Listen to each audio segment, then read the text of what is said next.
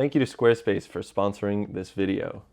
One of the first videos I made on this channel was about how to develop color film at home, and to this day, it's one of my most viewed videos. Over the 3 years since that's been posted, I've learned a lot more about film, and I think it's time to do an updated version of that video.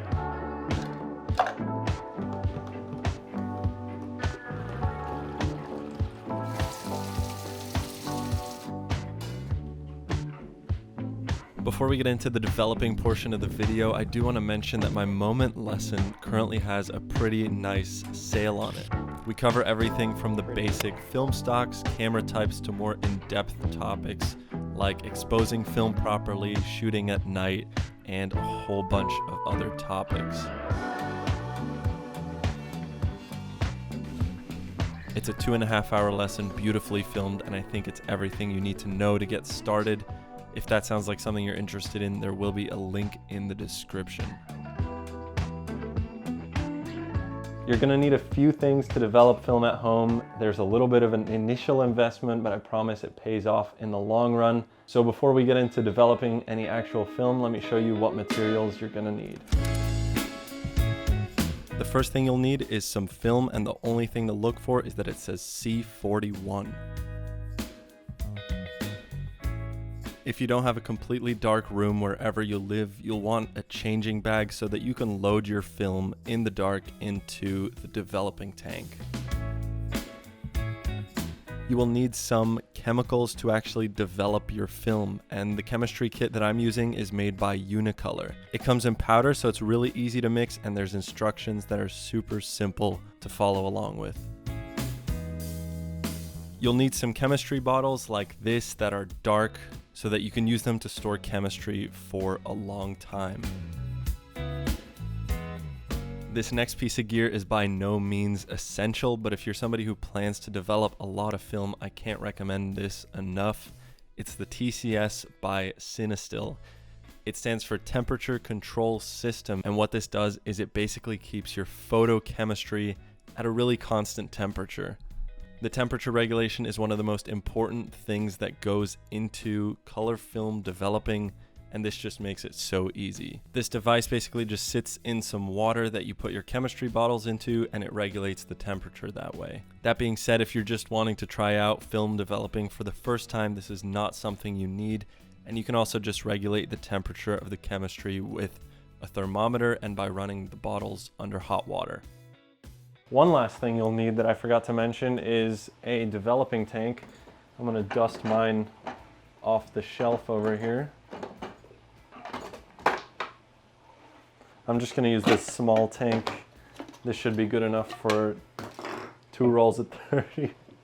This small tank by Patterson should be good enough for 2 rolls of 35mm. I'll link everything in the description so it's easy to find if you do want to try this yourself. So the point of this kind of tank system right here is that you can basically have your film in there and remove the chemicals without exposing the film to light. So it's really easy to do. You literally pour it in and out of here.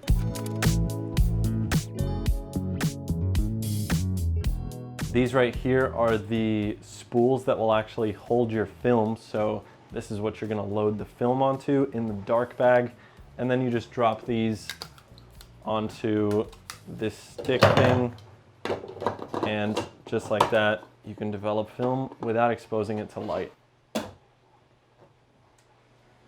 So you might hear it in the background, but the first thing I've done before anything is just I've gotten the TCS set up. It didn't take too long. It's already preset for color film developer, which is ideally 102 degrees. Basically, this is the 1 liter kit, so you're gonna wanna mix these powders up into a liter of water.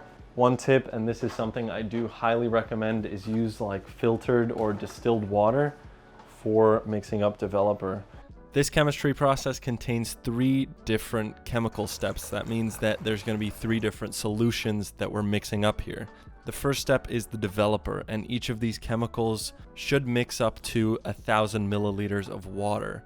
To start, I'm going to put 800 milliliters in the beaker, mix the powder in, and then top it off to 1,000 milliliters. It is super important at this point to also wear gloves and some kind of mask, preferably a respirator if possible, because these chemicals are not good for you. Same thing here goes for the Blick solution. You start with 800 milliliters of water. The only difference here is that you mix 2 different powders to make this one chemical solution, and then you top it off to 1,000 milliliters. Blicks will pretty much stain anything it touches, so definitely wear gloves and don't do this on a wooden surface like I'm doing. We'll let those go for a while. The stabilizer is the final step, and it's the easiest. You literally put this little packet into 1,000 mils of water, stir a little, and you're done. The 2 chemicals are in this temperature control system, so hopefully these are starting to heat up, and the stabilizer doesn't need to be heated. That's just room temperature. So the next step is to load the film into here, and we're going to do that using a changing bag. So everything essentially goes in here. This is really a good time to look at the spools and stuff and make sure that everything is the right way, because once it's in the dark, it's a lot harder.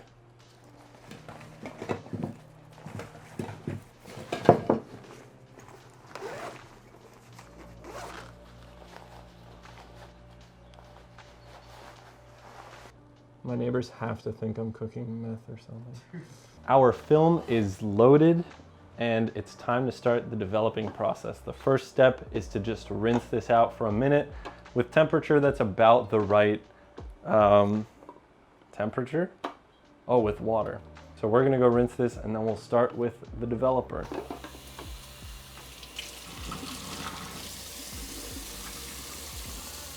So now we're gonna do the developer for 3.5 minutes. This is also when you wanna start your timer. So now we'll do what's called agitating the film, which is basically rotating it 4 times like this every 30 seconds.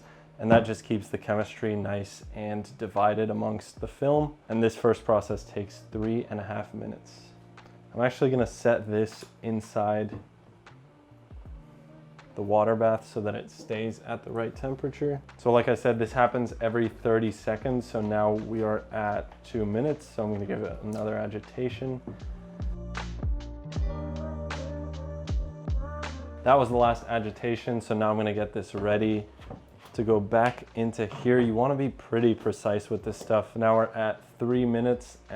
So I'm gonna pour this back.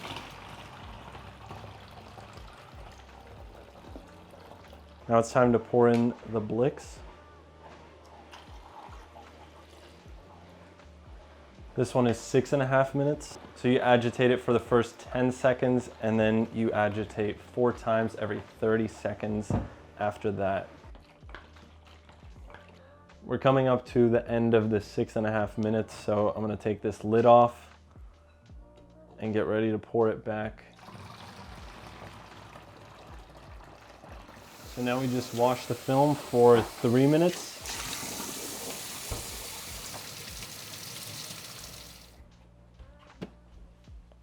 Our final step is to wash with the stabilizer.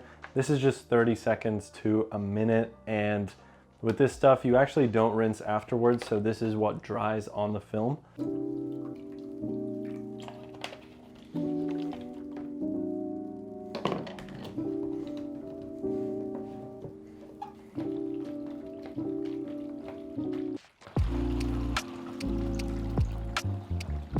This is the exciting part. It's time to see if it worked.